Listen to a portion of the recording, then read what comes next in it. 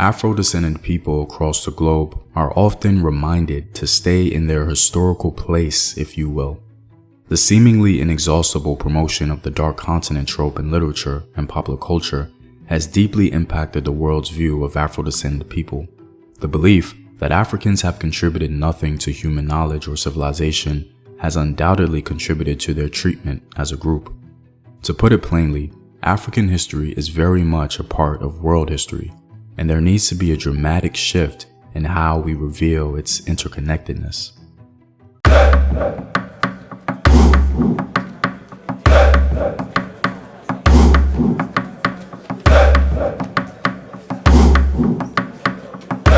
What up, African world? It's Home Team here, and welcome back to another video of African history, culture, and worldview. By supporting this channel on Patreon, you're helping in the creation of these videos and contributing to this content. The link to Patreon is in the description box below. Also, stay tuned with a word from my sponsors. Hello, my name is Howard Dorsey. I'm 54 years old. I'm here to talk about my experience with herbal results. I was getting sick, so I went to the doctor, and they told me that my blood pressure was high, my cholesterol was borderline or high, so I was very sick. You know, sometimes I thought I was dying at some point. And I ordered a bottle of olive leaf extract. This is how the bottle comes in. And within the first probably week and a half, 2 weeks, I checked my blood pressure and it was back down to normal. It was like 120/80. My cholesterol went down to 125. You know, I definitely believe that olive leaf extract from Herbal Results saved my life. And that's real. I mean, I recommend it to everyone in my family, my friends, and we've seen a lot of results in that manner as well. Purchase now at herbalresults.net.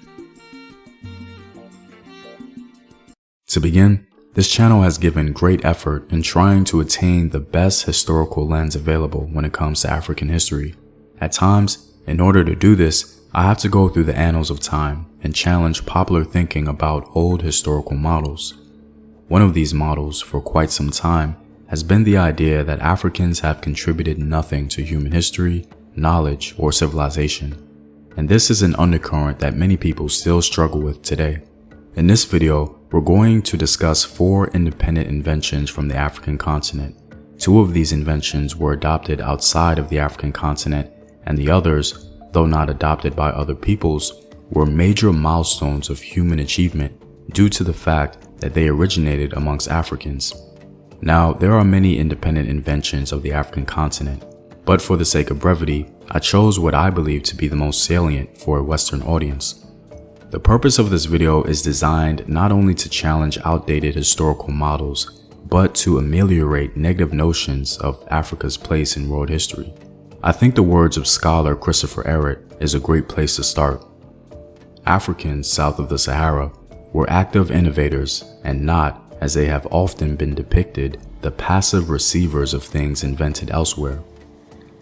Let's start with the independent invention of a surgical procedure. Most male children in North America are circumcised. Reflexively, when one thinks about the origin of circumcision in the Western world, they usually envision some association with the Abrahamic religions. As innocuous as that may be, it doesn't do African history or world history justice. According to scholar Christopher Ehret, Africans are not only the most likely to be the human inventors of circumcision, but also the cultural disseminators of this procedure for those who would later form the foundation of the Abrahamic religions. One other custom, the circumcising of boys, very likely goes back to the earliest eras of the Afro-San cultural tradition to well before 9000 BCE. The early Afro-San grain collectors who moved across Sinai into Palestine in all likelihood brought the practice of male circumcision with them. The modern-day presence of this custom in Judaism and, as a subsidiary cultural aspect of Islam, 2 religions started by people who spoke languages of the only Asian branch of Afro-San, Semitic, undoubtedly traces back to this ancient aspect of Afro-San civilization. Afro-San in this case refers to a particular language group originating in Eastern Africa. Now, the parsimonious approach is to say that we cannot guarantee the human invention of circumcision in Africa. However, the independent invention of circumcision within the continent undoubtedly contributed to its practice amongst the early adherents of the Abrahamic religions. Our next independent invention, in my opinion, is the most interesting. I think most people would agree that the development of iron technology was a critical phase in human history. The Iron Age is traditionally considered the final stage after the Stone and Bronze Ages. A curious fact about the African continent is that most of Africa completely skipped the Bronze Age and went straight into the Iron Age. In part due to the Dark Continent trope, Europe, Asia, and the Middle East have been associated more with iron technology. As mentioned previously, its importance for the use of weapons, tools, and other implements gave it preeminence in Western minds. The first occurrence of iron technology in human history is traditionally placed in Anatolia, or modern-day Turkey. However, with more eyes now on the African continent, that narrative is beginning to change. In the case of ironworking, the earliest dated sites in the world for the smelting of iron, going back 4,000 or possibly more years, are located in the Central African Republic and neighboring parts of Cameroon in the middle of the continent. Further delineation credits the sites of Oboe and Batoro, both located in the Central African Republic and Cameroon. Scholar Etienne Zangato and Augustine Hull have dated the site for this iron technology as a timeline from 2500 BC to 2000 BC. At Oboe, all the steps in the smelting and forging of iron, all of what archaeologists call the Chaîne Opiwatois, are represented in materials from the excavated workshop, furnace structures, tuyers, iron bits, slag, and stone anvils for hammering the iron, along with large quantities of datable charcoal. These sites of around 4,000 years ago represent the earliest ironworking yet known, not just in Africa, but anywhere in the world. They are not just too early in time, but separated by far too great a geographical distance to allow for any possible outside of Africa source for the technology. In relation to the evidence of Africans being the first to produce iron technology, it's important to note that there are some scholars who delay acceptance of the findings, questioning the very method of dating used.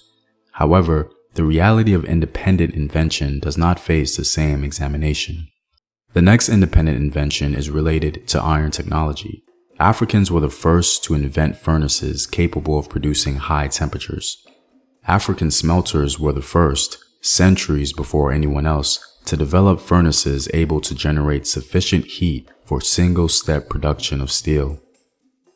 In the African Great Lakes, an archaeologist named Peter Smith discovered that by the end of the first millennium BCE, advanced furnaces capable of producing high temperatures were produced. This invention enabled the Africans to produce carbon steel. Yet, there is still another remarkable African first in iron technology that we must take into account. African iron smelters living in the African Great Lakes region began to construct furnaces capable of generating sufficiently high temperatures to produce carbon steel directly from the smelt. And this is no small matter. Europeans did not learn to produce steel by a single step until the invention 2,000 years later in the 19th century. The Chinese were also ahead of the West in this respect. They had developed capacities for directly producing steel by the 11th century CE, but even their advance took place centuries after African smelters already had attained this capability.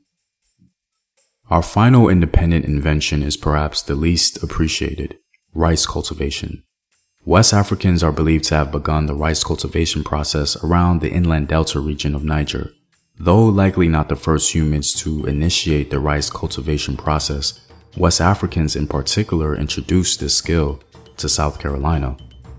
Much later, enslaved Africans would bring this technology across the Atlantic to South Carolina, where their skills and knowledge made possible the colonial prosperity of coastal Carolina in the 18th century. Despite the circumstances of its spread, we see one agricultural invention being used in an entirely different region of the world. In general, rice can be seen as a staple diet for humanity. The fact that Africans established its development in early America is an underappreciated reality. Well, I'm all out, guys. If you like these videos and want to help in its continued production, consider supporting the home team on patreon.com. The link is in the description box below. Know thyself. Remember your ancestors. Peace.